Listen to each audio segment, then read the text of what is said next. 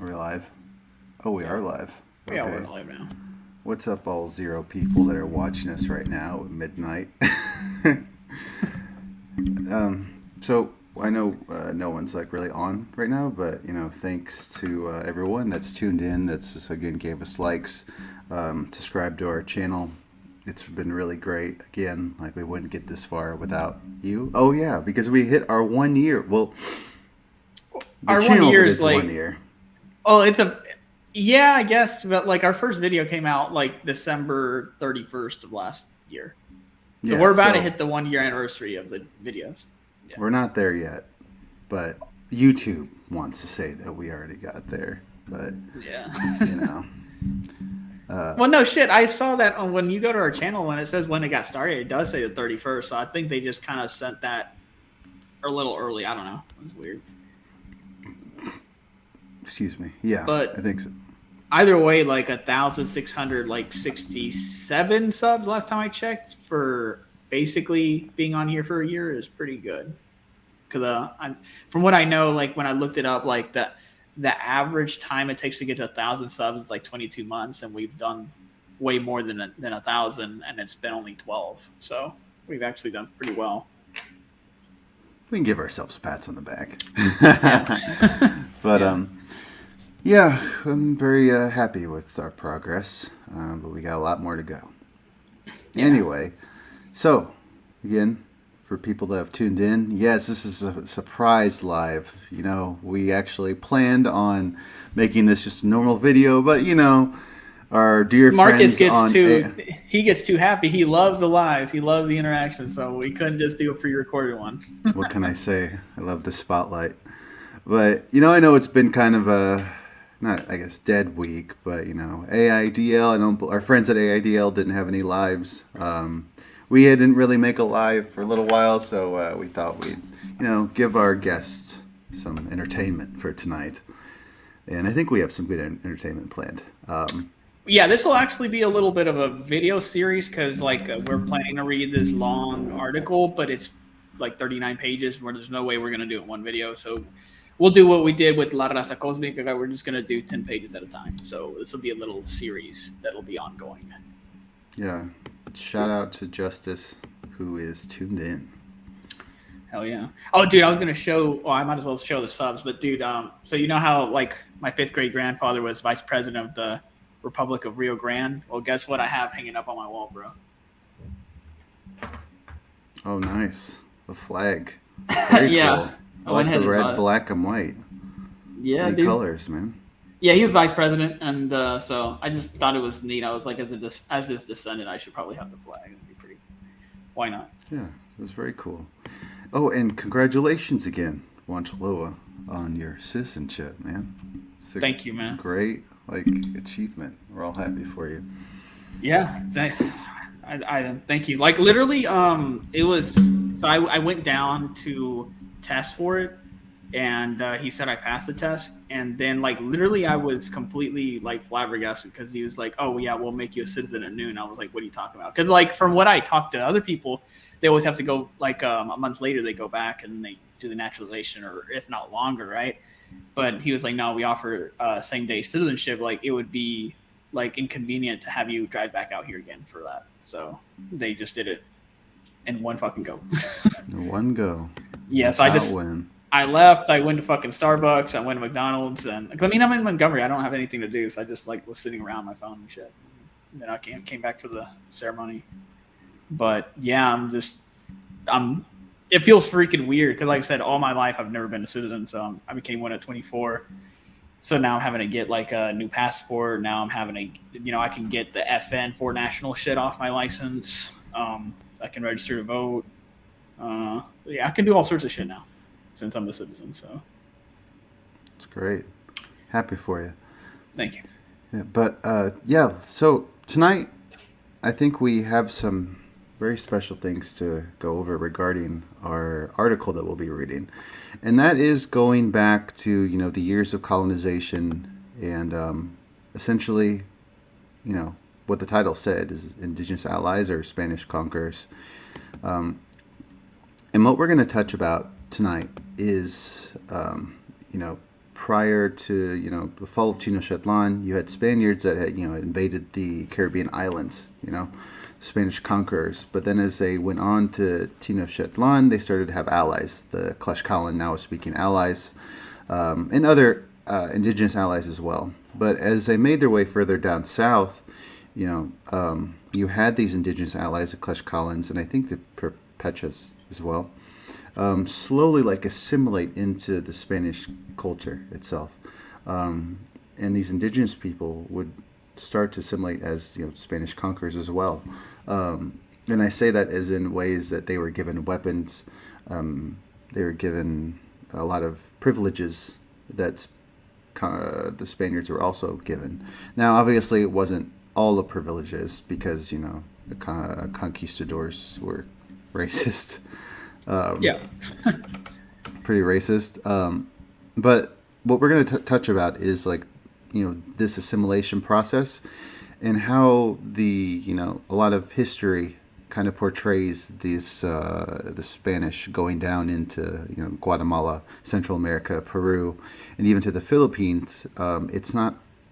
Might not be as accurate as they say, because a lot of these conquerors or these Spanish people actually were made up of mixed native, indigenous people, Africans as well. So we'll get into that by reading a really interesting article regarding the Spanish in the Philippines and how it wasn't all it was made up to be. And this is something I'm personally not as educated on at all. So this article actually is nice to read over because I'm going to be learning quite a bit from this.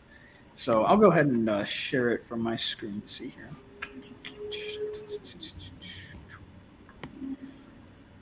And I'll pull it up. Can you see it? I can see it. All right, sweet. So I'm just going to move this shit over to the side. Okay. So I can go ahead and just start the first page, but the article we're reading is Convicts or Conquistadores, Spanish Soldiers in the 17th Century Pacific. So this is definitely not a topic that's very well known. This isn't really taught that much, at least in school, when you go through this.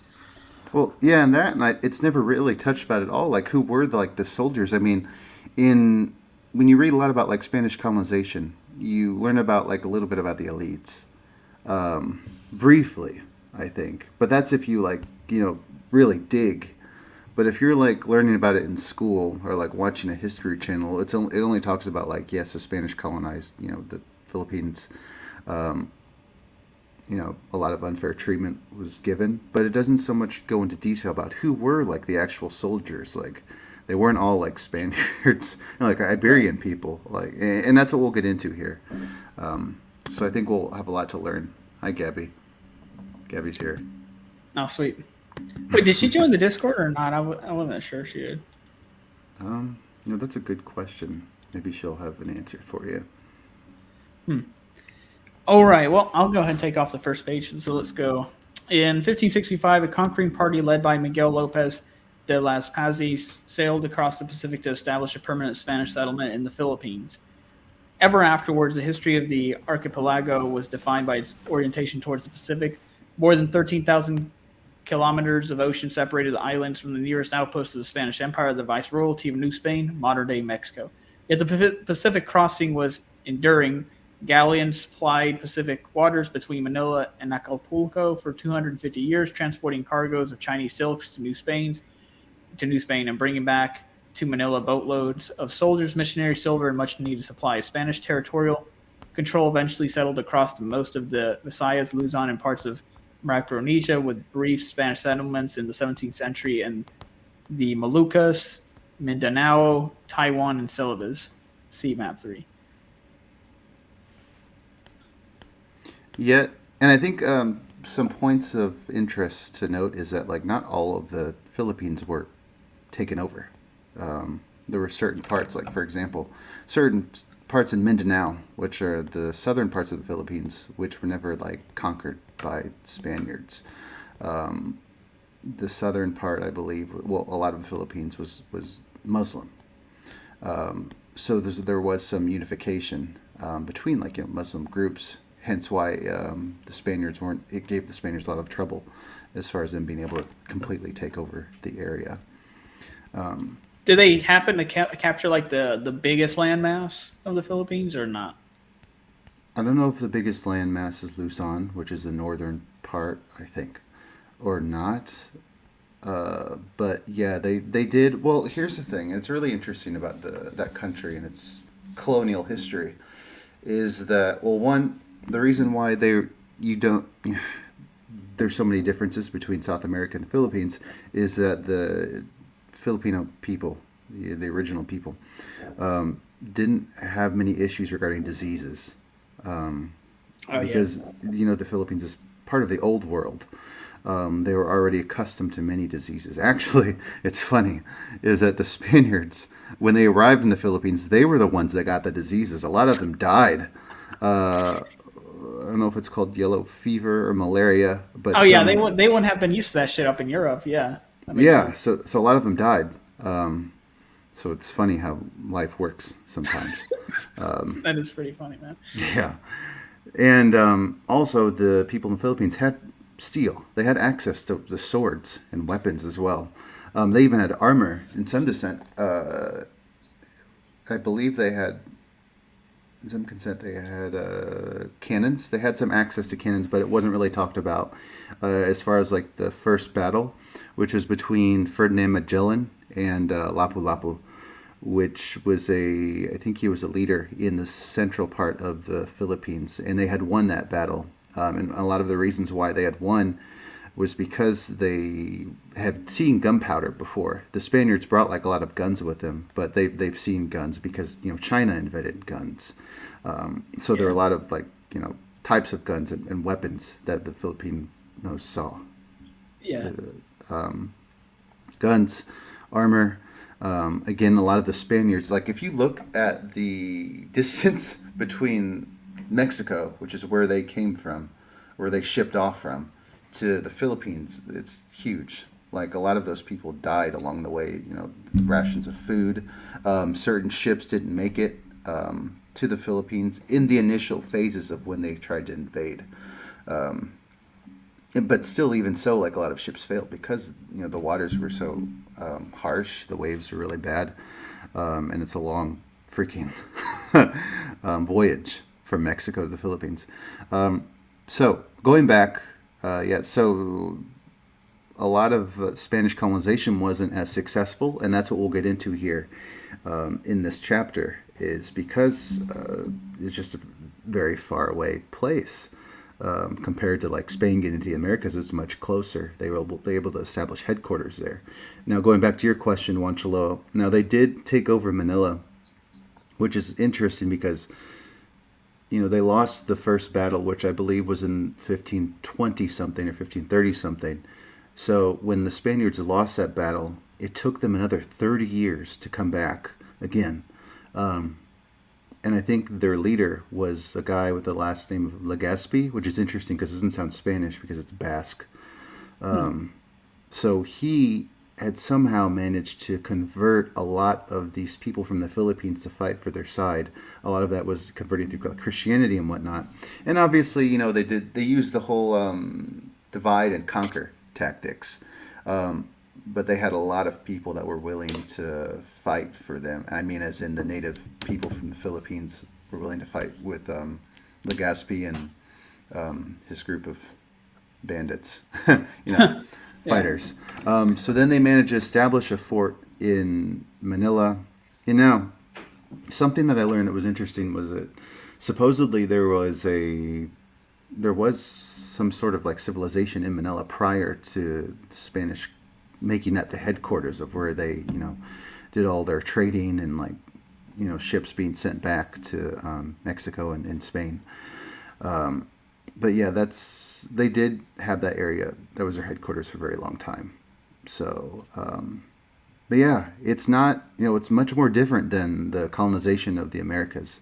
Again, like there were never that many Spanish soldiers to actually like make things go as far as like more resources being extracted, more people being under control. There's a lot of fights always, especially in the southern part of the Philippines, as I mentioned earlier. A lot of those are Muslims, and Christianity and Islam don't Yeah. really We've never go gotten well. along, man. Get along, man. So that being said, there's always fights, and again, like they had weapons. They were immune to a lot of these diseases. They've seen a lot of like horses, four-hoofed animals. Of course, like there were buffaloes in North America, but you get what I mean. Yeah. So yeah, it was actually a pretty big mess because they weren't able to establish control. They had to rely heavily on the people of the Philippines that were already there. The Spanish did. And something else that we'll get into in the article, I haven't even started reading yet, I have so much to say, was that the Spaniards that went over to the Philippines, there weren't that many people that really wanted to go from Mexico to the Philippines. So they actually had to bring a lot of prisoners and like kind of, was it conscribe? But like forcefully bring people with them to colonize the Philippines. And a lot of them were, the so-called mestizos, mixed natives, indigenous folk as well that came over. And, as I said, a lot of these people were prisoners, broke laws, really like bad people. So they just caused all tons of problems. So again, the country was never as pacified as the Americas was. Yeah. Well, country, the land, I should say. Because prior to colonization, the Philippines wasn't a country, just a lot of islands. Yeah. Archipelago, yeah. I wonder if anyone had any questions so far. Let's see here. Everyone's looking for a pug. I'm telling you, like, there's probably a lot of people asleep. I know Flying Pug's a big fan. But yeah, going back to what I was saying is that if you look at the differences between colonization, is like there are some very stark differences in terms of like how people in the Philippines were treated because there weren't that many conquistadors there. They didn't have to worry, but obviously there were like initial problems and still serious issues through the 300 years of colonization. It's a long time. Yeah. But I won't get too carried away. I'll go ahead and start this. So, yet within a historiography that lauds the trans-Pacific galleon trade and charts the exploitation of indigenous Filipinos in the lead up in the revolutionary 19th century, very little has been written about the ordinary soldiers who acted as the agents of empire in this arena. Soldiers were nonetheless integral to the spread of Spanish control in the Pacific. They manned the galleons that patrolled the archipelago. Man, I haven't pronounced this word in a long time. Archipelago? I'm assuming that's what it is. I haven't really seen it before. And they transported silver and Chinese silks between Acapulco and Manila. They defended the islands against attacks by Dutch and Moro raiders. The Moro were a lot of the southern, Muslim people from the Philippines. And they were essential for furthering the evangelization and colonization of indigenous peoples. Numerically, soldiers outnumbered other Spanish migrants to the Philippines by 7-1, with approximately 15,600 soldiers making the Pacific crossing in the 17th century alone. Their presence within the archipelago has left a lasting impact on the Philippines and helps to account for the high levels of cultural and racial mingling between Spaniards and indigenous populations. Indigenous meaning those of the Philippines. Yeah. Despite this, soldiers appear only as murky figures within the historiography of the early colonial Philippines. Where soldiers do appear within the historiography of the Philippines, they are presented with simultaneously as pawns of their military leaders and as complicit and active participants of conquest. Historians of the Philippines have often assumed that soldiers' interests were intertwined with those of their king and their military commanders, drawing on the famed image of the Spanish conquistadors who conquered the territories of New Spain and Peru, and were richly rewarded with land and treasure for the efforts. The influential. Sorry, my you're going bad. to say something? Oh, I was going to read the next page. Sure. All right. The influential historian John Letty Phelan reinforced the notion of a compliant and loyal soldiery very early on in this historiography of the colonial Philippines by an almost limitless faith in their nation's power and prestige. Robert Reed later wrote that the colonization of the Philippines was a unified effort of soldiers, missionaries, bureaucrats, and merchants in which all participants could reap their just material or spiritual rewards. Renato Constantino, one of the great nationalist Filipino historians, concluded that all soldiers were motivated by the pursuit of their private goals of enrichment while at the same time consolidating the rule of Spain. The instruments of pacification thus served the dual purpose of straightening Spanish sovereignty and of enriching the men who had made possible the annexation of the territory. Subsequent historians have adopted these claims uncritically, while still others have gone even further, imbuing the soldiers of the Spanish Empire with the quality of brutalized murderers. By contrast, the archives tell us a very different story. In 1605, the Attorney General of the Philippines, Don Hernando de los Rios Coronel, complained that the Spanish were losing face among indigenous Filipinos because of the disgraceful behaviors of the soldiers stationed in Manila, who regularly gambled away their wages, and afterwards they go about without their shoes and naked without their clothes.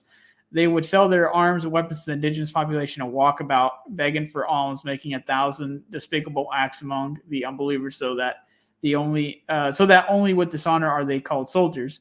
In 1626, Governor Fernando de Silva described the soldiers as a scum of the entire Spanish nation, saying that most of the recruits were criminals and young boys with corrupt minds.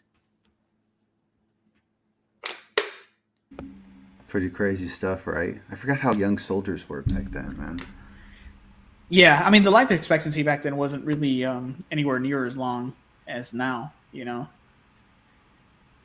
from what I've heard, right? I don't have any links to back that up, right, on hand. No, you're good. But I've heard, me and you, me at 24 and you at 30, we would have been considered older than a lot of soldiers, I think. We would have been retired already. I'm kidding. We wouldn't have. Because I think Christopher Columbus was in his 30s or late 30s when he went off to the Americas. Archipelago. Why couldn't we pronounce archipelago? You and archipelago? Yeah. Dude, I don't know, man. It's not like I read these words all the time. And dude, before people get on... You and me both. I know. That's what I'm saying. I was mispronouncing. I called it archipelago or something. Look, before people get on my case as to why do I read these Spanish names with an American accent, the reason is because it takes 5 to 10% more effort for me to switch to Spanish and pronounce it correctly, and I just don't feel like doing it, so I don't do it. I can pronounce them correctly, I just don't do it because I'm lazy. So anyway. Yeah, it's all good. I think someone had a question. I actually wanted to ask, do you guys know if indigenous people of South America were brought to central Mexico to work the mines? I've never heard of that. What about you, Marcus? I know a lot were working in mines. A lot from South America were working in mines a lot. I don't know if they were brought to Central America or not. I'm sure they were. But I do know that a lot of indigenous people, or whatever ones that were left from the Caribbean islands, were sent to Central America to work in mines. That's how a lot of them also disappeared from the island, is that they were sent off to work there and were never seen again, or were never brought back. Unfortunately, a lot of them were probably worked to death, and that was the end of their story. And she said, I asked that because there's some Andean gold coins that were found in Central Mexico. And according to my Instagram, I have one. Okay, that's cool. She has 1% really Andean DNA. That's neat. Yeah. Generally, I think, indigenous DNA is very similar across the Americas, so it's easy for it to be an error, as in, I think my mother just recently got a test, and it said 2% Chile, and as far as I know from my genealogy, we don't have anything like that. I could, it could be really far back, but I don't pop up with it, and I'm pretty sure it's just got confused. So that could be the case with you. But then the fact that you just say they found Indian gold coins, I mean, I don't know. They could have been immigration or forced, I guess labor and movement, So I mean, I guess we don't really know unless Yeah, we like looked into it. yeah, or like a lot of Spaniards um, did like go back up to Mexico after they had went to war with the Andean people in Peru and Bolivia as well.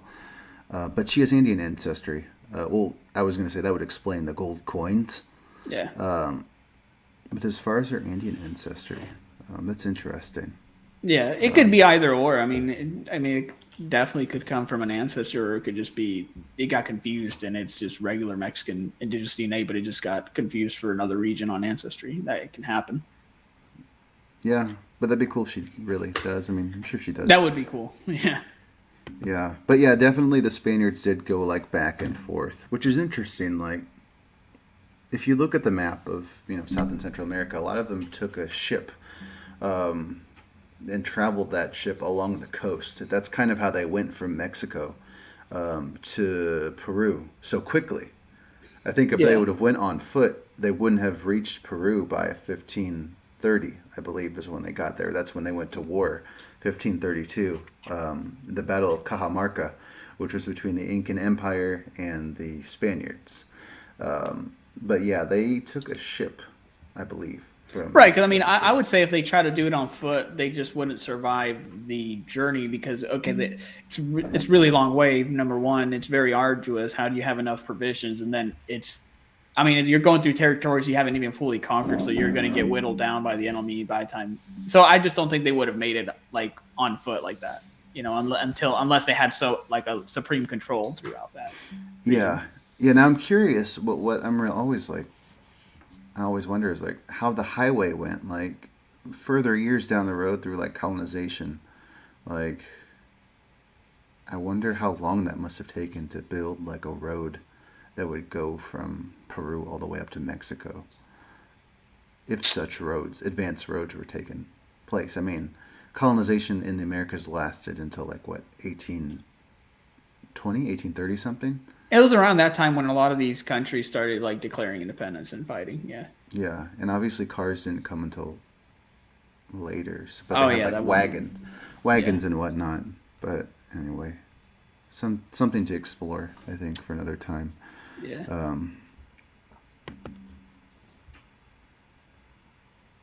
Indian, Mayan, and yeah, see, mine switched too. Like mine was originally in Guatemala, not Guatemala, like in the Yucatan. I think Yucatan, like Cancun area, but now it's switched to Honduras. My 1% or 2% like Central American DNA. So. I only have 1% Central American, but I just figure it's just noise. Like I think it's just confused, but because it's all really similar, but I could be wrong. Yeah, that's true. It's always kind of odd how you go from one part of having DNA and then go into another part of like the Central America, for example. Like it's because all the DNA is very, very similar within these regions, but I mean their reference populations, all that's getting, it's getting adjusted over time, so it's getting more accurate over time. So I don't know.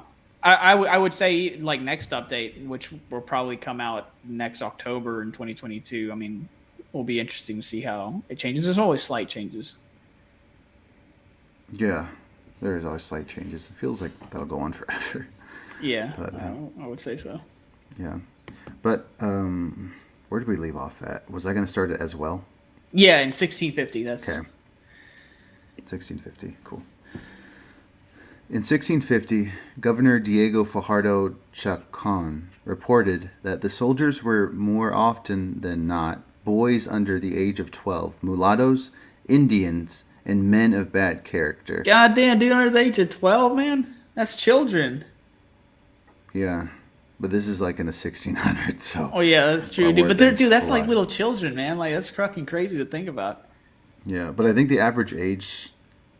back then, for Europeans or just like indigenous people, it was like I don't know how long they lived, like 30 or 40. Well, Christopher Columbus lived a long time. Well, not Well, that yeah, long, because but that fucker is kind of a little different. well, yeah, he had like he had access to a lot more things. Man, dude, so back in those days, man, you would have been ancient, Marcus. Yeah, I'd be ancient. You'd be getting close to ancient. Oh yeah, me too, bro. They'd be like, my 24-year-old has to be old as shit. It's like Yeah, double the age of these soldiers, dude. yeah. So it's pretty crazy how young these kids were. Yeah. 12, 11, or 10. Well, of Jesus. course they acted the way they were saying, like literally a page before that. Of course they were acting that way. They're fucking 12. Yeah. Governor Juan Nino de Tavora even described the soldiers as a threat to the overall project of colonization, warning that the king that the great misery and labor endured by the soldiers of the presidios of the Philippines could have undesired consequences. He invoked the experience of mutiny among soldiers of Flanders by cautioning the king that nothing places the state of Flanders in a greater predicament than soldiers' mutinies. So obviously you're going to have like a lot of mutinies too when you have these types of soldiers that really aren't great or aren't loyal to the Spanish crown. Well, when you force people to go on a ship for like a year or something, however long it took to get from Mexico to the Philippines, then they're probably going to turn on you. Yeah, I'm just surprised it didn't happen. It wasn't as common.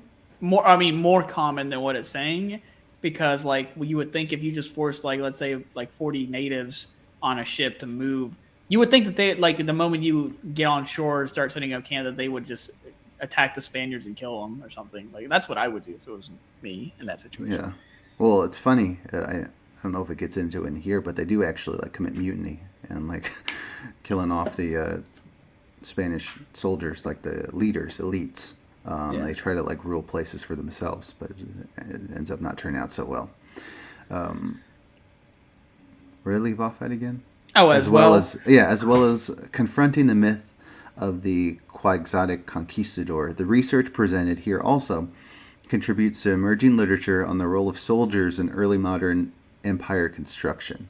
Long considered the prerogative of military historians, with an interest in charting the changing nature of service within the context of the military evolution, soldiers have been largely left out of the early modern and labor histories.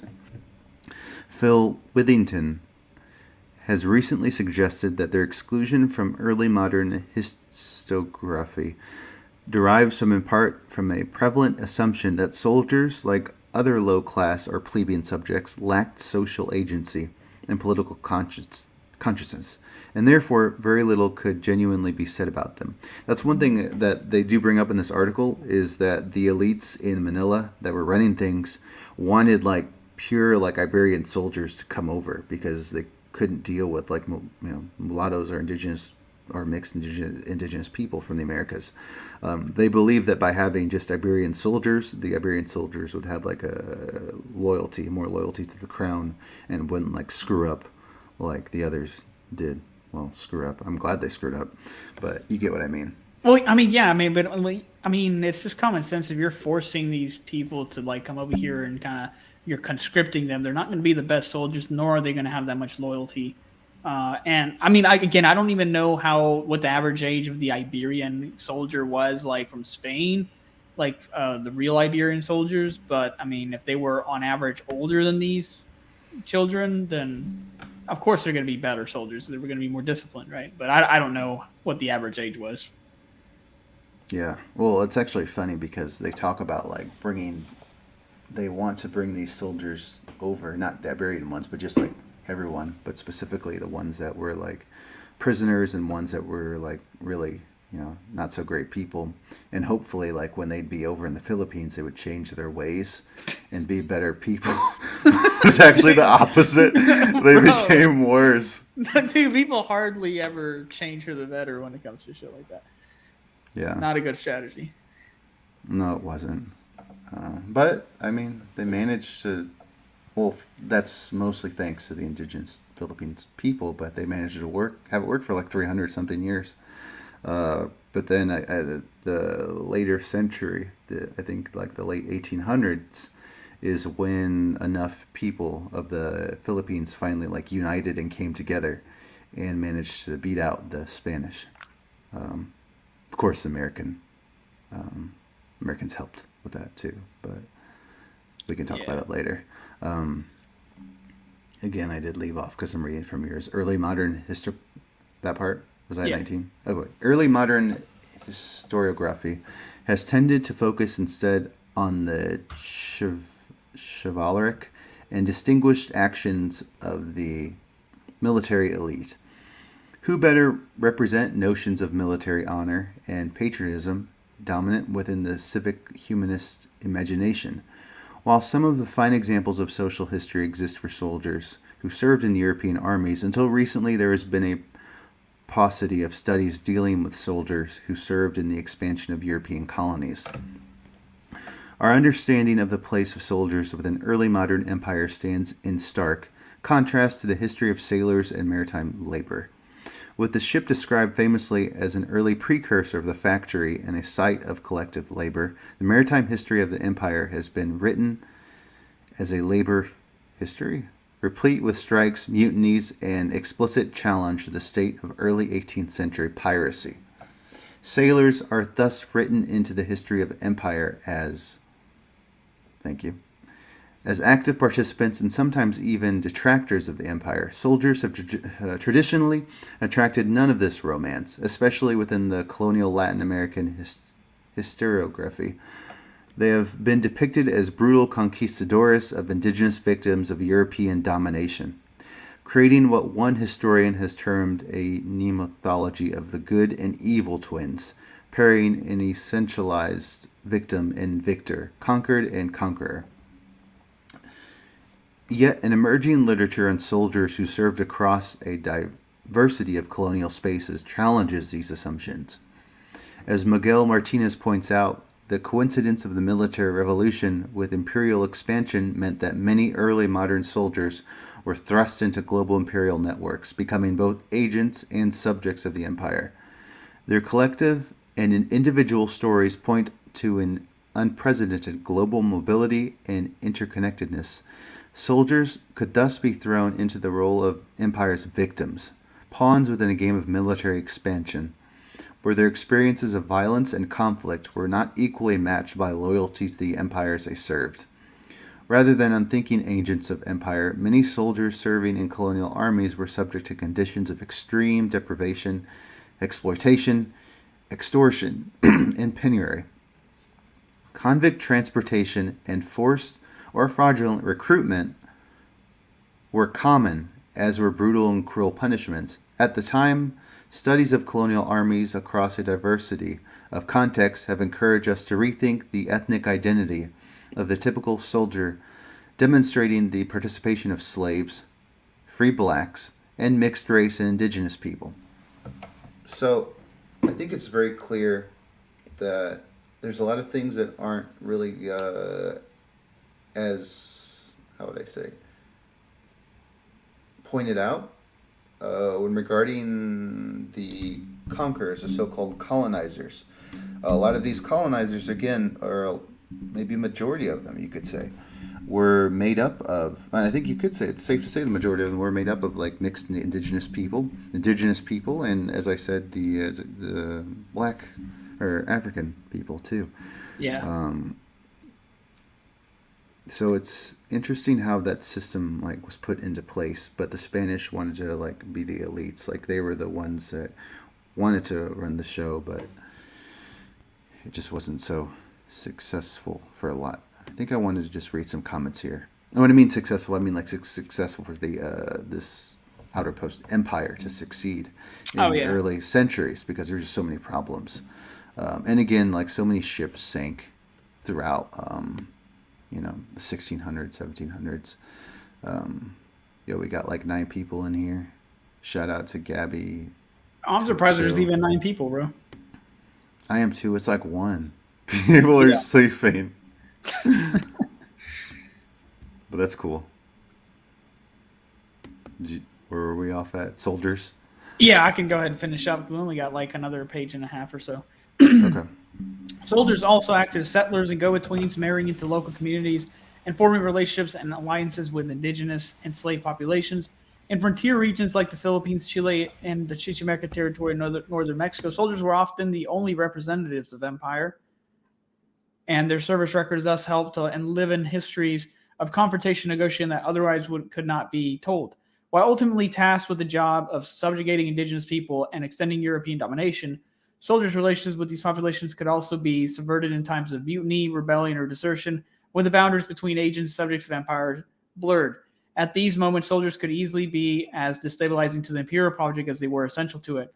While soldiers have traditionally been left out of the historiography of European expansion as agents of empire, they were nonetheless an important analytical category if we wish to understand how empire was expressed and experienced. What follows is a detailed social history of Spanish soldiers serving across Spain's Pacific presidios.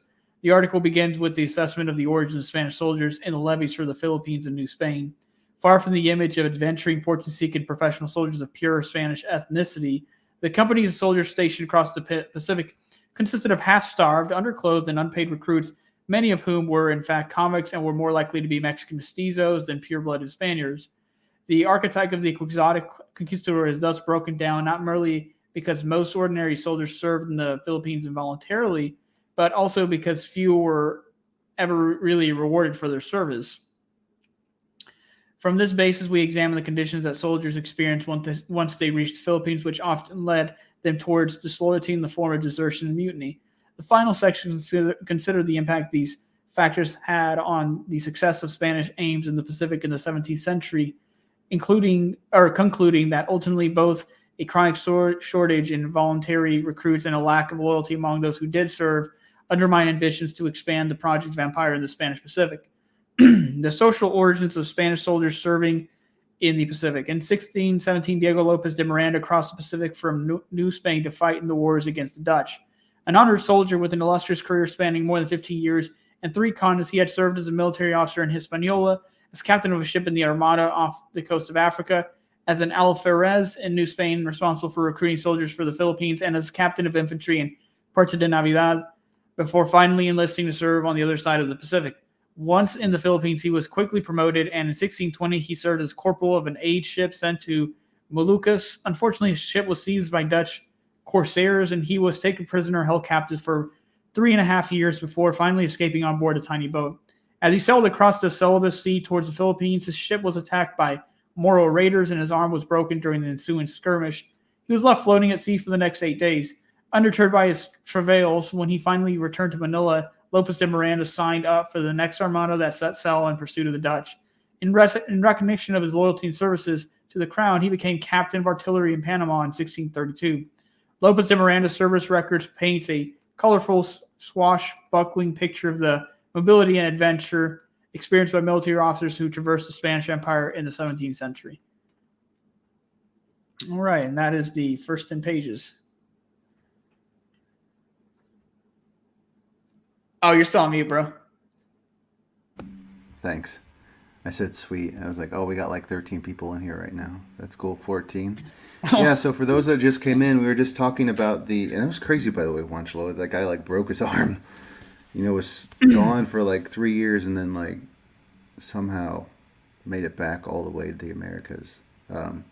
Yeah, it's pretty badass shit, not gonna lie. Yeah, I think it's interesting that a lot of people don't know is Taiwan, it was called like Formosa or something. So I think, and there were like a group of indigenous people that lived in Taiwan too, but it was briefly, I'm going to say occupied because that's what it was, occupied by Spain. And then, because there was like a small like fort there, and then the Dutch came and the Dutch occupied it. And then as soon as the Chinese came, they like destroyed like most of the Dutch there. And then it was Taiwan. So it was, they were brief like years of being under like Dutch and Spanish control, if that's what you would call it. But it was just so far away, and just China was right there next to Taiwan. So of course. But yeah, going back. So yeah, we pretty much just covered the issues regarding like, I think maybe I should change the thumbnail because we're more focused on the Philippines. And the title of this was just like Indigenous Allies or Spanish Conquerors. Or do you think that title works? We could just rename it to this, like Convicts or Conquistadores. I think that's pretty accurate. I like we can that just too. rename. Yeah. So look, we got to page 11, and again, this will be a little video series, guys. We're going to do 10 pages at a time, like we did with the La Raza Cosmica because we don't want to do like fucking really long videos on this. But it is really interesting information. I guess the main takeaway I've learned here is obviously the condition of the soldiers, like what they looked like, which was they were like 12 years old or younger a lot of the times. They were malnourished. They were convicts, so they were forced to be here. And the article saying a lot of them, or probably most of them, were just probably mestizos, which I think is very interesting because I was under the impression that it was a bunch of Iberian soldiers that came to the Philippines and fought. No. So, Yeah, a lot were like mixed natives and just non-Iberian people. But I think that's the impression that a lot of people get when they think of like the colonization of the Philippines. Is like it was all done by like Iberians or like European people, which isn't completely true. Isn't really true. So I'm glad we could go into this today because there was a lot of contribution from indigenous people and others as well that created or started the colonization. Thumbs up for us. Thank you. Did someone say something about Santa? Oh God.